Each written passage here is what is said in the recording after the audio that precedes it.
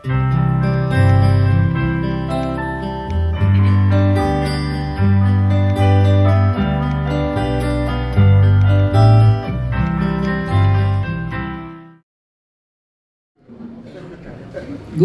allemaal. Toen ik een klein meisje was, kwam ik altijd al met ons huid mem op een CD bij Zwarte Haan. Als ik dan bij de CD opvloog, dan zag ik altijd wel die zwarte man met die skep. Het zei mij nooit veel toen. Wij zagen het vooral als een klimtoestel. Maar als huid zei dat wij een prot aan die man te danken hadden. En dat het verrekt zwaar werk was. Vanwege die man en vanwege dat beeld ben wij hier nou vanavond bij een ander. Mijn naam is Simone Dijkstra. Voorzitter, beeldeigenaar en namens het bestuur hiet ik je allemaal van harte welkom op deze bijzondere avond.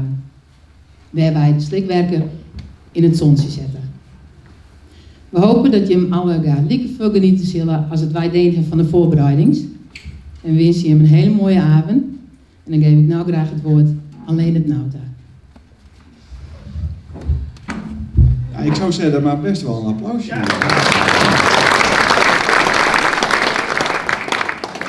Goedenavond allemaal.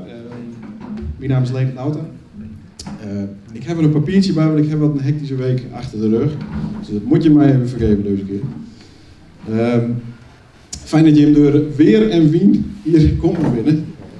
Bij deze bijzondere avond. En laten wij toch even beginnen met wat publieksinteractie. Guy Noord, Hendrik hoeft niet de kop rollen, hoeft ook niet te zingen. Maar ik wil graag even wat handen omhoog. Als ik zeg, wie van je is wel eens bij het beeld op een Zwarte Haan geweest? Ja. Dat dacht ik. En wie komt er nou vaker als wat ze zeggen, 4 keer per jaar? Ja. Hou dit even in gedachten, al die handen omhoog. En ik denk dat alle beeldjes zo nou en dan wel even richting zee motten.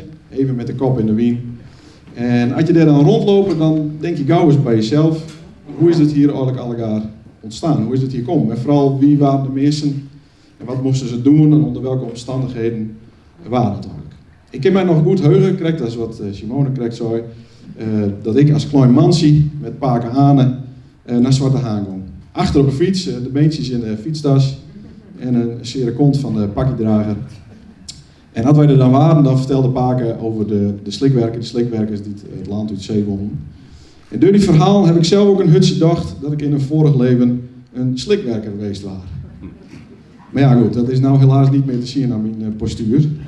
Maar voor vroeger was dat wel een mooi verhaaltje. Het is het jaar 40 jaar geleden dat het slikwerkerbeeld bij Zwarte Haan plaatst is. En voor Stichting Beeldeigenaar was dat een mooie aangelegenheid om dit hele jaar maar gewoon het jaar van de slikwerker te noemen. En vorig jaar ben wij al begonnen als bestuur met harsenskramen over wat wij hier allegaar met doen konden. En hoe mooi zou het eigenlijk wezen dat wij het verleden, het heden, maar ook de toekomst van de slikwerker en de slikwerkers bij einander brengen konden. En hoe mooi zou het wezen dat wij de historie van die slikwerkers en van Zwarte Haan zelf overbrengen kunnen aan verschillende doelgroepen, dus van jong aan oud. Nou, onze vrijwilligers doken in de archieven en vonden een prot nieuwsgierige informatie. Zoveel dat wij het eigenlijk wel bundelen konden in een boek. Nou, dat boek is er Jan de Groot schreef het en daar hebben wij aan de presentatie van. Maar wat zou het geweldig wezen als wij met deze verhaal ook een documentaire maken konden. Met beelden van het land, de zee, maar ook over de street die daar plakvonden heeft. Niet alleen de street van de slikwerkers, maar ook in het jaren 70, begin jaren 80, plan A, plan B verhaal. Want ook die geschiedenis moeten wij vertellen kennen. Nou, wij willen zelf ook kijken naar de toekomst. Kunnen wij hier onze toon nog wat droog houden op het beeld? We hebben Janko Christ vroegen om daarvan een documentaire te maken. En daar hebben wij vanavond de première van, de eerste vertoning. En nou, daar ben je in bij, dat is best wel speciaal. Vind je hem dat leuk? Weer even de handjes. Heel goed. Nou, Faber, ja. Heel goed. Nou, als je kijkt naar de toekomst, dan heet we zelf ook over de kines. En wij dachten, misschien kunnen wij wel met die basisschoolkines het slikken. Dan moet je ze van tevoren goed tellen, nou al ook weer tellen. Nou, Of dat allemaal goed gaan is, horen wij aan ook. Dat horen wij van Jan en Teun. Maar wij vonden ook dat 40 jaar slikwerken bekroond worden moest met een schilderij. Wie aan als Hendrik Elings konden wij daarvoor vragen. Beroemd onder andere om zijn mooie landschappen. En hij heeft wat prachtigs gemaakt. En dit schilderij zal vanavond onthuld worden. Nou, tijd voor de derde ronde publieksparticipatie. Wie van jullie heeft er ooit een schilderij van Hendrik Elings aan de muur te hangen? Dat ben wat minder, hè? Komt ook omdat ze vrij aan de prijs binnen zelf. Maar daar hebben wij een oplossing voor bedacht. We hebben namelijk een hoogwaardige reproductie maken laten in een zeer beperkte oplage van 40 stuks. De 40 refereert natuurlijk aan het aantal jaren dat het beeld van een slikwerker op Zwarte Haan staat. En die bieden wij vanavond te koop aan. Nou, ook daar hoor je hem aan zijn meer over. Nou, de afgelopen maanden binnen onze vrijwilligers op pad geweest langs de Beeldse basisschool. En daar hebben zij verteld over de slikwerkers, maar ook over de boot naar Ameland, die vroeger van Zwarte Haan vertrok.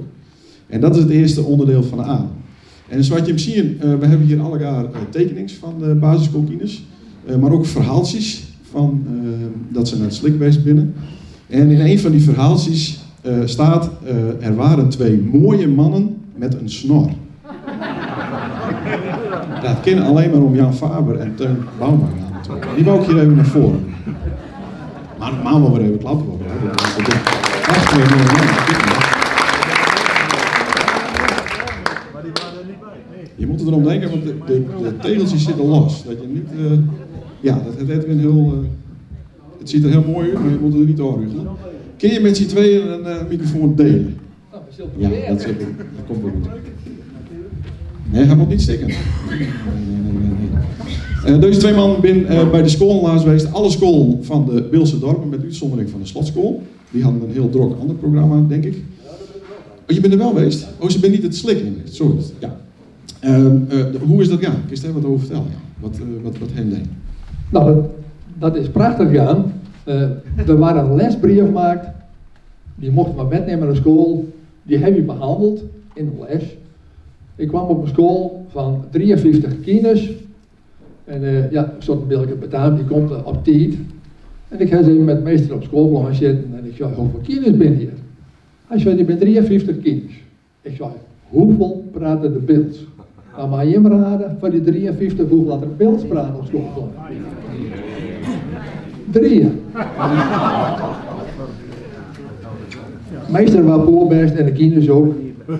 Het pauze waarom, dan moest ze eerst even een kwartier lezen, want dan moet ze tot rust komen, zei de meester. Ze waren tot rust komen en toen zei de meester, alsjeblieft, de klas is voor die. De meester ging keurig achterin zitten. Ik ben een echte Beeldkert. Ik ben vrijwilliger bij Beelds Eigenen, dus wat ik betaal, Beeld. Ik steek mijn verhaal in het Beelds aan en ik zie een paar kinderen die zien komen en zien van denken, wat heeft die nou, wat doet die nou? Ik had gelukkig een riem om mijn broek, maar anders had ik me afgezakt. Want wat gebeurde er? Meester vertaalde mijn beeld in het Fries. Op Beeldse school. Nou, daar ben ik altijd van schroom. Ja, dat betekent dat er nog wel wat werk is voor Beeldshouder, onder andere. Ja. Dat is een broodwerk. Ja. Maar dat even genomen, daar schrok ik van. Wij hebben, Teun en ik, we hebben de school mooi verpakken, elk 3. Het was een heel avontuur. Want de vingers komen ook omhoog, want ik begin eerst van, weet je wel wat Beeldse eigen is?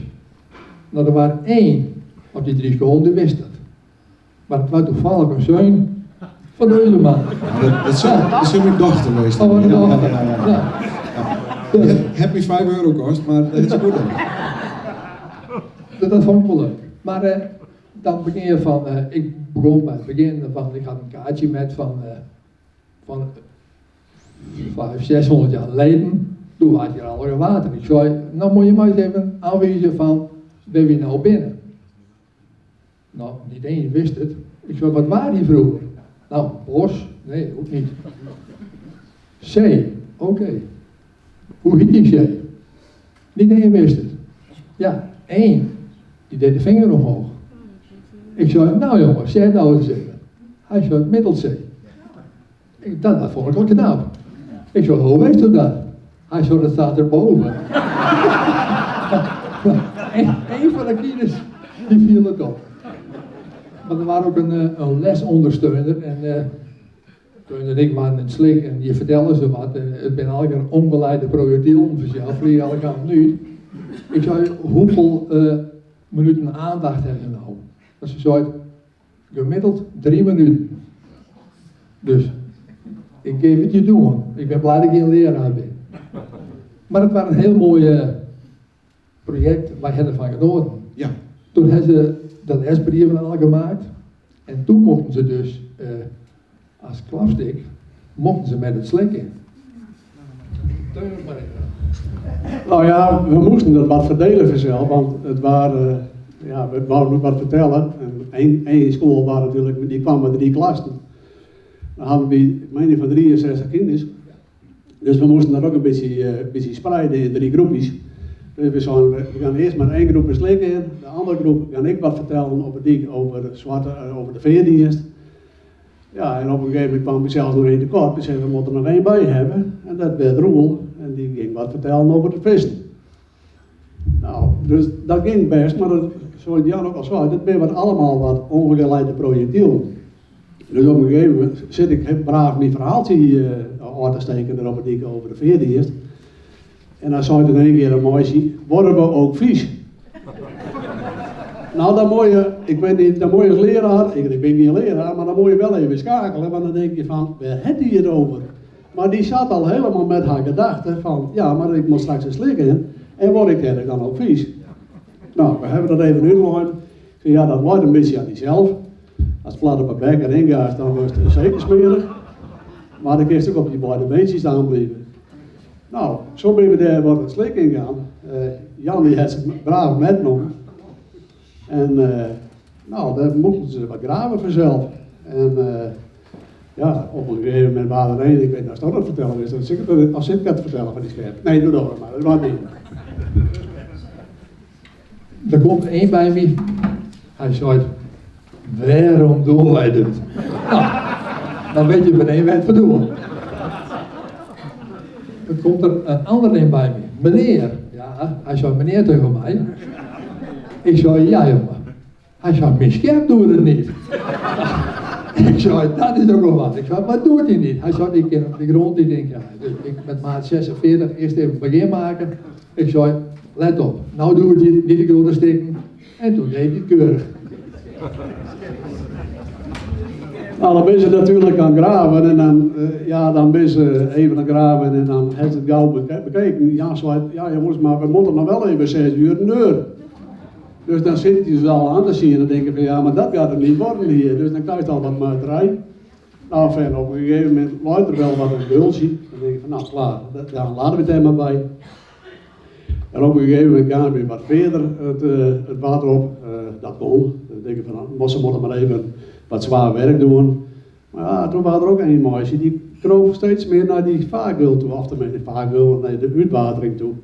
Maar ja, als je hem allemaal weet, als het water er wegzakt, dat is er zo zacht dat maar kan. En ik had het meisje al wat in de gaten. Ik denk, nou moet ik die steeds beter in de gaten houden, want die kruipt er steeds meer naar het water toe. Ja, en op een gegeven moment zie je het wel. Ja, dat zie je natuurlijk hartstikke past. Nou, daar staat het meisje met haar roze leesjes. Op haar hasses in de drek vanzelf. Ja, en dan moet je er wel even uitscheuren. Nou, dat heb je dan wel even. En dat lukte dan ook vrij. De leerste die kwam ook nog met. Dus dat was wel mooi. Maar ja, we hadden nog 20 scherpen bij Jan, hè? Ja, die hadden we. Want we moeten 20 scherpen. Ja, je hebt wel een klasje, dus je wil ook iedereen scherpen laten. Nou ja, dan moet overal, komt dan een schep vandaan vanzelf. Die levert 4 aan, die levert dus een keer 3 aan. Maar wat wij ons misschien niet voor de tijd toen we met het project begonnen, realiseren dat die scheppen natuurlijk na afloop ook weer schoon moeten. Want die zitten natuurlijk even in het zout water. Nou, als je ze staan laat, dan begint ze al te roesten, voordat je ze er ergens hebben. Dus we hebben ze de eerste keer in het zoutwater afgespoeld. Nou, dat was geen succes.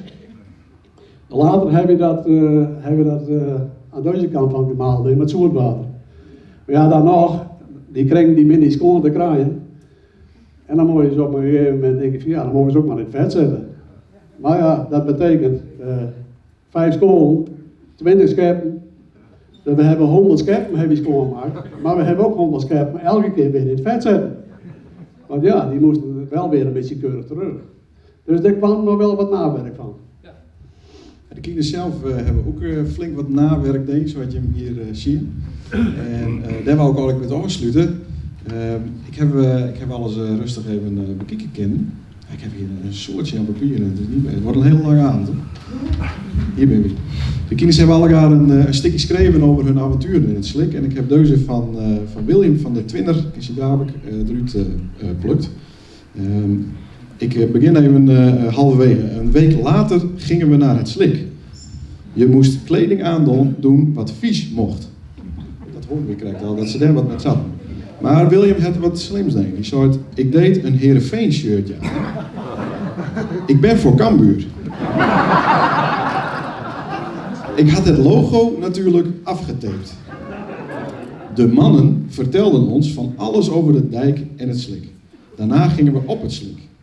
Een van de mannen maakte een vakje en daar moesten we gaan graven. Nou, dat hoorden we krijgt. Daarna kregen we zeekraal. Het is zout, maar lekker. Dus dat kind aanzien hier bij de lokale snackbar op het menu. Op het einde, toen we weggingen, daar komt hij, was ik blij dat het shirtje vies was. Maar heren, en dat is Jim verdienste, het was wel echt leuk en interessant. Dus bedankt.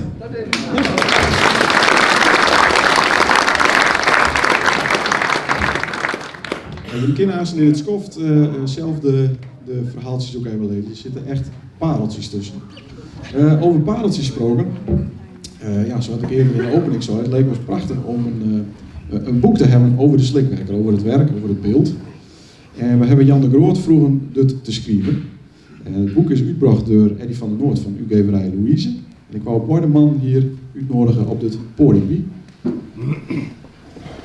Daar is Jan en daar is Eddie. Denk om deze tegels, want ik ben los. Ja, dat je niet... Ja Jan, dan maar eens de microfoon pakken hoor. Ja, zeker. Ja Jan, dan heeft het over mij had over een metafoor die staat altijd in je hoofd gebruikt voor het maken van een boek. En dat vergelijkt altijd met het maken van een muziekalbum. Want dan is het ook naast de schrijver ook echt een muziekman. Ik kies daar wat meer over uitleggen, want ik vond het wel nieuwsgierig. Nou ja, ik ben dus een groot fan van Pink Floyd. Dat is een band uit de jaren 60, 70 en begin 80. En ook die maken altijd een concertalbum, die hebben altijd een bepaald thema, waar ze het over hebben willen. Over centen of over krankzinnigheid, vooral dat. En dat is ook met het schrijven van een boek. En dan wil je een album maken, zo noem ik dan ook, dat je een boek schrijft, waar we het over hebben. En dat moet algaar in ander overgaan. En ik krijg met Pink Floyd ook, daar zit geen ruimte tussen de nummers. Die nummers gaan in één stuk deur. En dat is ook zo met het boek, wat Artsen het hoofdstuk 1 moet aansluiten weer op 2. En zo gaat het in die deur, dat het gewoon ander riekt. Zo moest je het bekijken. Maar dan begrijp ik het goed, dan bestaat de schrijver, de zanger. Maar dan heeft ook meerdere bandleden, neem ik aan. Ja, zeker. En zie ik ben voor Roger Waters, de ene frontman met 2 frontmannen. Maar we hebben ook andere bandleden nodig, dat mensen die alles uitzoeken. Mensen die de foto's erbij zoeken, mensen die even goed nakijken op feiten en op het taal, dat moet ook altijd even. Dus je doet het nooit alleen, je bent hier solo-artiest, je hebt altijd mensen om je heen die het je helpen en die ervoor zorgen dat er zo'n boek uitkomt, zoals die nou uitkomt. Ja, want dan schrijft het, daar haalt alle informatie van, in dit geval een hoop vrijwilligers van Bill Zuider die de informatie boven water gehaald hebben. Dan moet zo'n muziekalbum ook een hoesje hebben. Daarvoor hebben we Monique vroegen. Daar werkt ze bij een hoop boeken vaak te gaan met Monique. Monique Dijkstra. Nou, boeken hoeven een stuk of... Toch 2 al? Ja. Maar er komt er vast nog meer bij. Ja. Ja, maar dat bevalt altijd goed. Dat is een prettige samenwerking. Zeker weten. En dan misschien ik zou wel zeggen het belangrijkste, dat muziekalbum, dat boek, moet ook over het hele beeld, over het hele land eigenlijk verspreid worden. En daarvoor hebben we een uitgeverij nodig. Eddie van der Noord is hier. Eddie, kun je ons vertellen waarom het zo belangrijk is voor die uitgeverij Louise om regionale boeken uit te brengen? Want er zijn meerdere boeken over bepaalde regio's, bepaalde steden, bepaalde wieken, zag ik. Maar nou dit. Waarom is dat zo belangrijk? Nou, ik heb het van taal en cultuur van Friesland. Van de Friese taal, maar ik van de sterkbare taal en van de Beeldse taal. En heb een injecting op wat keer correct voorbij ging. Dat als een squallen van 53 benen de maar draaien echt Beelds spreken. Toen gingen we de zucht van ontzet trotseel in. En dat ik hier dan al in oorzocht. Taal begint thuis. Taal begint bij harten en memmen en bij pakers en peppers. Dus dat je een zucht van verlichting zuchtje, dan maak je ik even naar hemzelf zeggen van, praat ik wel Beelds met mijn pakers is of met mijn been. Want als je dat net doet, dan gaat de taal voort en is er over niet 2, 3 generaties in Beeldse taal meer. Dus dat moet ik even vertellen aan je, houd er rekening mee, praat ze allemaal in Beelds. Ik praat Fries met mijn dochter, ze willen het in Grijs, maar als je hartentaal of je mementaal spreken, maar je been, dan jou je dat terug en die kinderen dat op Hardenbeurt ik weer terug. Ja. Ik weet dus graag. Ja, daar staat misschien met het even bij de box. Ja, nee, dat komt zo. Ik weet dus graag boeken in het Fries of in het Beelds. Ik heb met mijn stichting Beelds eigen de kleine prees maken. Ik heb een boek maken met Gerard. Ik heb hier ergens jongen zijn eerste Beeldse roman. Ja, Beelds is gewoon een prachtig mooie taal. En Beeld is een hele mooie streek. Dus ja, ik maak je graag boeken, omdat ik belangrijk vind dat de taal terug wordt. Dat is mijn drive om Beeldse boeken te maken. Ja, heel duidelijk. Jan, even in het kort, wat kunnen mensen verwachten in het boek? Niet te veel prijsgeven of zo? Nou, wat ze verwachten kunnen is, wat er eigenlijk wel een beetje uitspringt is hoe het beeld er komt is. Het beeld, niet het beeld, maar het beeld.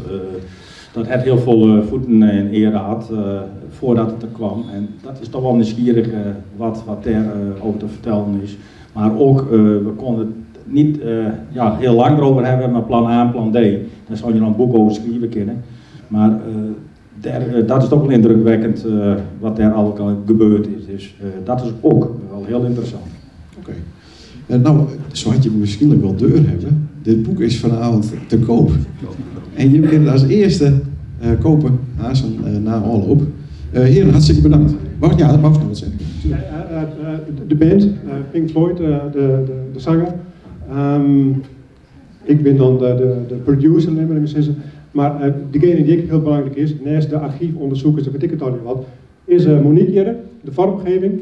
Want een boek bestaat uit 3 dingen. De tekst, die van Jan, alle plaatsjes, en die moet ik opwaardeerd worden zodat ze mooi in het boek staan, zoals de druktewerk hebben, en de vormgeving. En die 3 dingen bij elkaar, dat maakt een mooi boek. En dus dank Monique. En meestal werk ik met Monique. Nou heb ik met Monique werken, die horen Monique, dat is een oor, ja, dat is ik Monique. Maar nu heb ik met Monique werken. En dat bevalt prima. Dus voor komende Beeldse boeken die zullen de vers komen, want de Stichting Beelds Eigenen, die maakt gewoon hele mooie Beeldse boeken. Dus de volgende keer ben ik graag van de partij. Goed, dankjewel. Zullen wij het eerste exemplaar, je moet hem misschien nog even pakken, hè? Zullen wij het eerste exemplaar Utrecht? Ja, Simone. Want dit is wel speciaal goed als het zo is. Er staat hier een schep, Leendert Verbedaar. Zit hier in de zaal even 1 handje omhoog, Leendert? Ik roep het telkens schep, maar is dat wel een goed Beelds woord? Een bats. Nou, er staat hier een bats. En dit is de bats van Tjeerd Sloterdijk. En die wou ik hier wel even bij hebben. Want die willen wij het eerste boek, het eerste exemplaar uitreiken.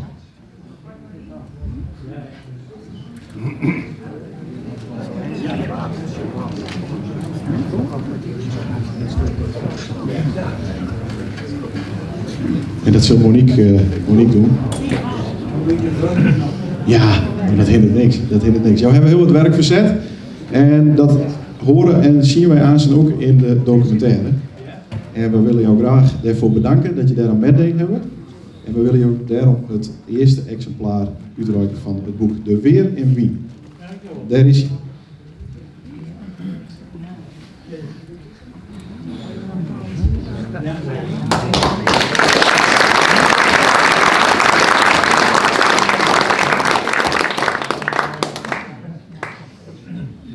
Nou, hartstikke mooi. Veel leesplezier met. En prachtig dat jou met helpt opgebouwd aan het boek en aan de documentaire. Hartstikke bedankt. Joep. Deze man mag ook nog wel een applausje hebben hoor. Even van de mooie kant.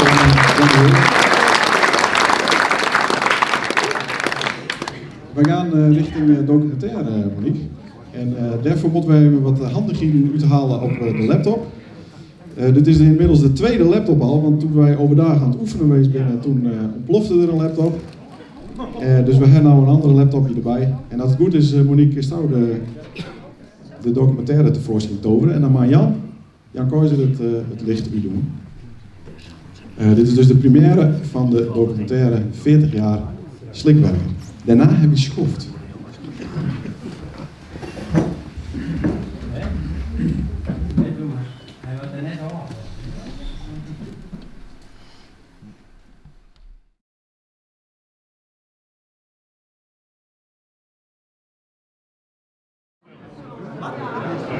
Ja, beste mensen, ik zie dat Jan de Groot klaar is met het ondertekenen van alle boeken.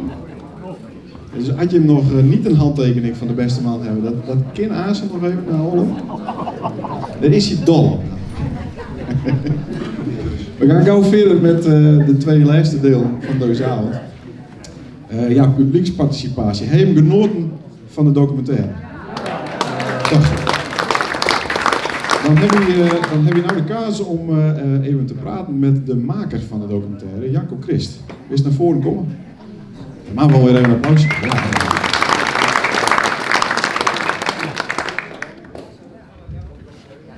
En dan zeggen wij, nou goeie. Goeie. Wat doe je hier? Wat ben je aan het doen? Ja. Oh, wat ben je aan het doen? Dat is het. Dit is namelijk ook ja, eigenlijk staat hij altijd achter de camera. Eens je niet in beeld. Bij Heer onder andere, van Omroep Friesland. Maar dan is hij wel vaker op het beeld geweest met de prachtige documentaire Taai op een klaai. Het een van jullie de documentaire zien, Taai op de klaai. Ja, ken je dat? Ja, wel zien. Ja. Dat was ook een kunstwerkje van hij. Hij staat op YouTube. Staat op YouTube, ja. Ja. Deze documentaire komt na het weekend ook op YouTube. Dus dan kun je hem ook thuis gewoon kijken, kun je hem op een laptop kijken. En dan proberen wij binnen een aantal dagen, weken misschien, daar ook ondertiteling bij te krijgen. Want dat is voor de niet-beeldstaligen, niet-vierstaligen misschien wel handig. Janko, daar heeft deze documentaire gemaakt. Kist ons een beetje metnemen in hoe zoiets gaat, hoe zoiets werkt. Ja, nou ja, eigenlijk ging het maken van deze documentaire heel soepel. Omdat, nou ja, Jim kwam dus met het verzoek vanuit Beeldseigene. En vanuit Beeldseigene is er natuurlijk ook heel veel kennis van hoe dat toen vroeger ging. En wat leuke onderwerpen binnen rond het standbeeld en rond het gebied en in de historie. Dus voor mij als documentairemaker is dat natuurlijk ideaal. Want dan, ja, alle informatie die ik moest hebben, die was er. En die was heel makkelijk te vinden dus. Dus daarna ga je dan samen een soort van plan maken van oké, wat is dan leuk uit al die informatie en uit al die verhalen die er te vertellen binnen van wat is dan leuk om te filmen en wat is dan leuk om te laten zien. Nou ja, en ook daarin zat eigenlijk alles mee in de zin van dat ik dan ook met Jim weer samen contact zocht met de mensen, met de hoofdpersoon. En iedereen die we belden, die zei ja, we doen mee en dat is natuurlijk fijn. Want ja, als mensen niet meedoen willen, dan heb je natuurlijk een documentaire en dan wordt er niks. Maar al die mensen hier, de heer Sloterdijk en Polstra zie ik daar en Frans Ram, nou, die hebben allemaal meedeen en dat is natuurlijk fantastisch. En maakt het ook dat het een leuke documentaire is met al die verschillende verhaaltjes. En dan blijft het ook wel leuk. En hij heeft op Friesland nog archiefmateriaal kregen we en van het historisch centrum in Leeuwarden kon we materiaal krijgen, het archiefspul. Frieske Geer mochten we dronebeelden maken. Dus dat kan niet zomaar? Je kan niet zomaar met een drone de lucht... Nee, zeker nee, omdat het natuurlijk een natuurgebied is. Dus wat wij afgesproken hebben, dat doen we ook wel eens vaker, maar niet hier, maar dat mocht dan wel, is dat we dan precies van tevoren aangeven van oké, we gaan nou, zeg maar in september, 2 september vliegen, van 6:15 s'avonds tot 7 uur s'avonds. Dat is echt een kwartiertje. Nou, en dan ook weer klaar. Dus we hebben 4 keer een kwartier aan het vliegen geweest. Ja. Ja, nou, er zitten prachtige beelden in. Nou heeft ons als Beeldseigene hier met een fantastische dienst bewezen, maar er heeft ons ook wat oorremmen moeten in ons enthousiasme. Want wij zouden eigenlijk toen de boel al klaar waren van dit kind er nog wel even bij en dat kind er nog wel even bij. Maar dan zei Janko, nee, dat doen we niet. Want? Nou ja, zie, de wist eigenlijk dat ze veel mogelijk mensen zo'n documentaire zien en er een beetje kennis van hebben. Dus je moet hem een beetje vasthouden aan de grote lijn van zo'n verhaal. Je kan je voorstellen dat over heel veel nog veel meer te zeggen is over bijvoorbeeld plan A en plan D en er staat nog een plan tussen. Maar ook op andere gebieden, er valt nog heel veel over te vertellen. Maar ja, je kan niet alles vertellen in een documentaire. Voor de mensen die het echt heel interessant vinden, ja, die kennen het boek van Jan de Groot erop nalezen. Dan gaat wat dieper op de materie in. Nou ja, en dat is een beetje, om voor zo'n groot mogelijk publiek aantrekkelijk te houden, dan moest je een beetje bij de grote lijn houden. Dat is het. Ja, we hebben geleerd dat is ongeveer bij 29 minuten. Daarna zakt de aandacht weer door. Dus deze documentaire is 29 minuten man. Ongeveer, ja. Binnen er vragen vanuit het publiek over de documentaire? Dat is een goed teken. Heel mooi. Ja, nou goed om te horen. Ik ging vragen van, goh, hoe zit dit nou eigenlijk? Of waarom heb je hier verkozen of dat ding? Ah, dat is het helemaal een documentaire. Ja, ja. goed. Een hele andere documentaire als de vorige film Stier, die smaakt heeft, met de Hoedekamp. Al zat hier ook wel wat street in. Wist je er wat van, voordat je hier aan begon? Nee, ik had hier nooit wat van metgekregen. Dit was ook allemaal net voor mijn tijd, zeg maar. Maar, dus vandaar, maar het is natuurlijk wel een interessant en ook altijd nog wel actueel verhaal. Milieu, economie, welke kant kies je, hoe ver leg je de nadruk op het een of het ander. Ja, dat biedt natuurlijk altijd wel een relevante discussie, dus dat maakt het wel ook voor nu nog steeds interessant om dat te zien. Ja, voor ons als Beeldshorene, en ik kijk Ali even naar Ali en ik ben bij Frieske Geer geweest een aantal maanden geleden. Daar spraken we met de minister van Frieske Geer en hoorden wij van die diek hoeft Dutch stik niet per se heel veel hoger, omdat er zoveel land al voor loopt. Voor ons was dat eigenlijk het hele cirkeltje van het werk is niet voor niks geweest. Ali en ik reden erom en toen zeiden we tegen een ander van ja, dit is hem. Maar ook de emotie van de slikwerker, maar ook van de boeren, fantastisch. En daar wil ik je ook hartstikke voor bedanken dat je daar aan meewerkt hebt. Janko, hartstikke bedankt. Je ook. En toy op het plooi, dat is ook nog wel even een aandacht. Ja.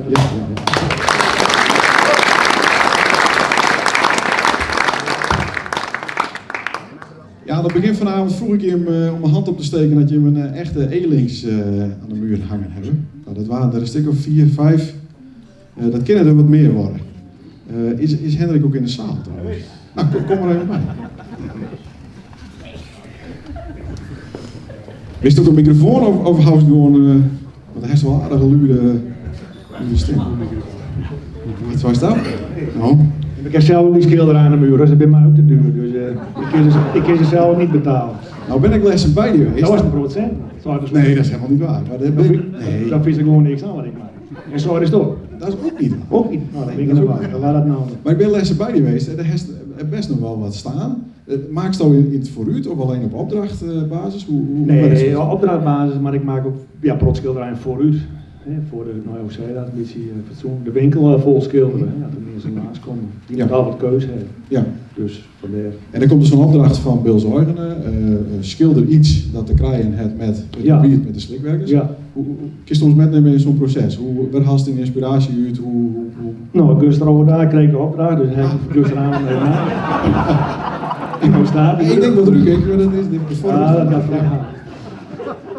Nee, nou ja, dan krijg je een opdracht. Ik heb Monique even vroegen om wat afbeeldingen. En die heb ik een paar gegeven in een beetje een overleg van, god, nou dit vind ik een mooie, dat vind ik een mooie.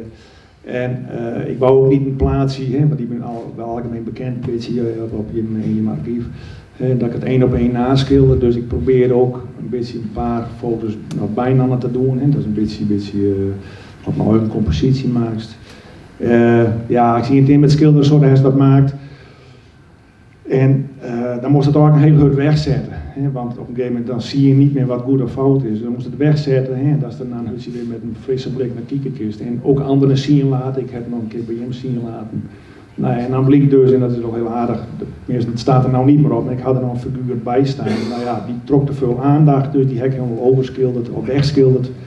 Dus die is nou fort. En daar werd hij nevens mij en ook nevens de Beeldshuygenen, de meesten. Ja, dat was het niet het mooi. Dat was de enige die... maar dat was het sowieso niet mooi. Dat is niet hoe het is, hè? Nee, maar dat vind ik wel mooi dat er verschillende meningen over zijn. Maar om even op die vraag rond te komen, ik weet dat het een antwoord was op die vraag, maar ik moest direct denken, ik had wel het idee van het moet, en dan moest ik ook een beetje aan ons Hoy denken. Ons Hoy die vertelde altijd het verhaal, dan waar hij vroeger als jongetje of als jongen aan het werk bij de Schiphol in België en dan moesten ze spitten. En gewoon hectares lang, vol spitten met een ploegje man of jongens. En toen zag ik ook wel eens hard, hoe had hem dat man? Daar was er moedeloos van. Ja, hij zei, ja, je moet vooral niet naar de horizon kijken, naar het eind. En je moet gewoon maar beginnen en op een gegeven moment is het klaar. Nou, met zo'n nuchtere blik. Ik denk, ja, maar het hart liep ook wat krom. En ik denk, ja, ik moet iets met die kromme billen doen. Dat leek me mooi. En niet zozeer de gezichten, want dan wordt het zo'n, ja, ik weet niet wat een plaatsje, maar meer die reuren, ja, waar het werk, het harde werken en het billen eigenlijk, ja, van drupt. Dat vond ik mooi.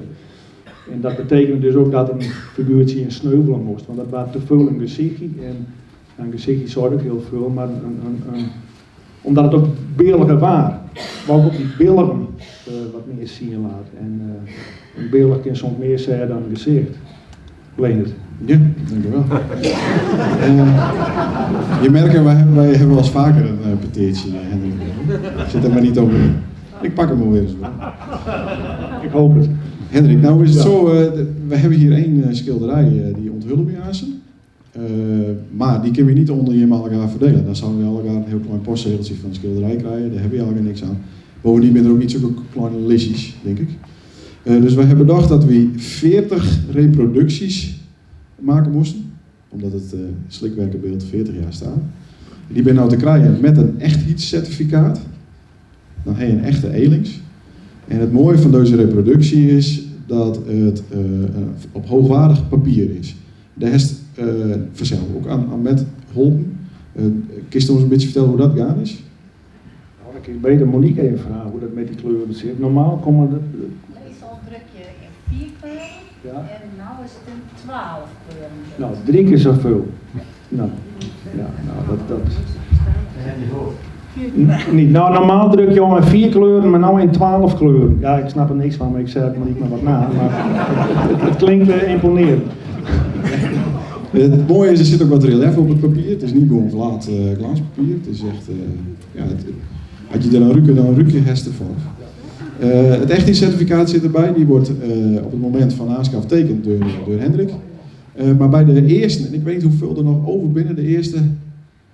Nog 5. De eerste 5, die maand nog met een speciale workshop met Hendrik Elings in zijn atelier. Wat moet je ons daarbij voorstellen? Want voordat de mensen als een gek die kant doet. Ja, wel een beetje weten wat de bedoeling is. Ja, nee, maar die nodig ik graag uit met die mensen om bij mij in het atelier te komen in de galerie. En dat is een beetje verzorgde, daar een paar uurtjes, dan vertel ik wat over mijn schilderij en ik laat je wat dingen zien. We krijgen een glasje wien of een glasje soep, het maakt mij niet uit. Lekkere koek erbij. En je krijgt er ook nog een mooi boek, krijg je er vergeet bij. Dus de eerste 10 die nodig ik dan van harte uit op na de bepaalde datum. Om als je 10 even deel te komen en dan maak je er even een genoeglijk moment van. Van harte welkom. Gaan we nou de hand omhoog doen of niet? Nee, eerst een ding kopen. En dan de hand omhoog. Ja, we hebben de eerste 5 dus op voorintekening verkocht voor onze begunstigers. Het is aan je om te zeggen van nou, we willen graag een hebben, ja of nee. Zullen we dit schilderij gewoon onthullen? En zullen we mevrouw Polstra daarvoor vragen? Dat leek me wel een goed idee. En Hendrik, dan moest nou denk ik een beetje helpen. Ja, zo, ja. De boksen doen het hier heel goed, Edwin. Chapeau. Ja.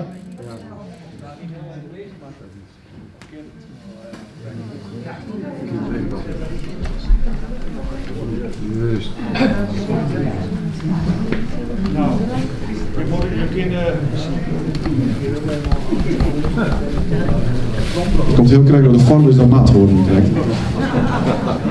Rustig wel maar.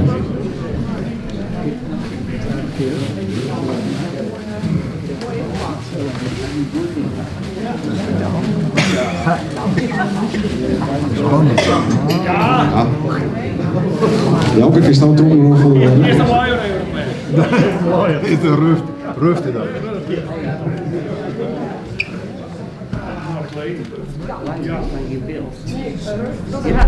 Daar komt ie. Ja. Nou, kijk eens aan.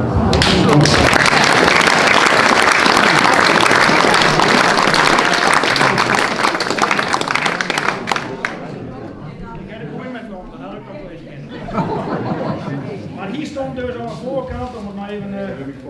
oh ja.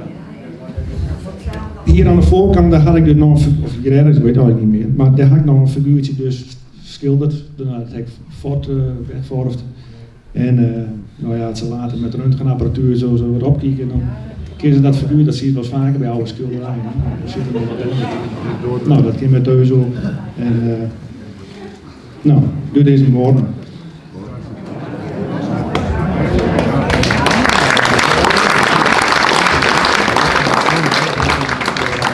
Hartstikke bedankt. Ja, dat lukt, dat doen we te gaan. Hop, zo soepel als wel. Ja, ook mevrouw Polstra krijgt nog een bosje bloem. En dat mag ook wel even verklapt worden hoor. Dat is publieksparticipatie. Hendrik, ook hartstikke bedankt. Dan wist hier nog wel even om te tekenen. Ik ga daar zitten en ze komen maar. Ja, en er is nog ruimte voor 5 extra. Ja. Dus dit is gewoon op volgorde. Ja. Oké. Ik durf er helemaal niet naar te staan. Denk dat dondert hij er misschien wel aan. Dat moet ook niet.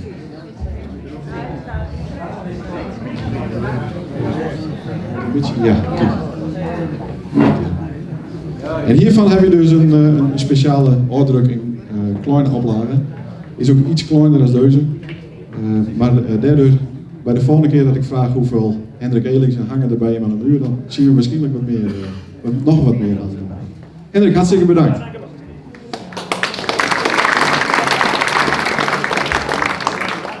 Ja, en hiermee ben wij herstand aan het eind van het officiële gedeelte van deze avond.